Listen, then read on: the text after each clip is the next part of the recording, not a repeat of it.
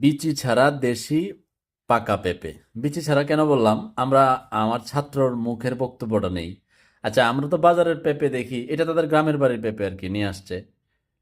আমার জন্য না, আবার তারা বাড়িতে নিয়ে যাবে, আমার রাস্তায় দেখা হয়েছে আর কি।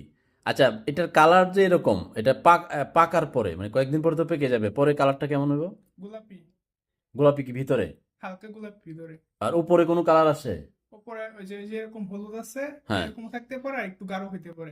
বাজারে পেঁপের মতো একবার হলুদ হইব না। একবারে হলুদ দিত না। তো আপনি বুঝেন। আর হলুদ হয় কিন্তু খুব কম। আর টেস্ট কেমন, মিষ্টি কেমন? মিষ্টি, অনেক মিষ্টি। এটা চিনির মতোই। আচ্ছা, বাজারের পেঁপেগুলো দেখবেন মনে হচ্ছে মেকআপ সুন্দরী, এমন করা হলুদ সব সময় থাকে। অথচ এই দুইটা পেঁপে কিন্তু একেবারে বাত্তি, মানে ঘরে রাখবে পেকে যাবে। আর বাজারের সব পেঁপে কিন্তু জাগ দেওয়া না, কিছু কিছু আছে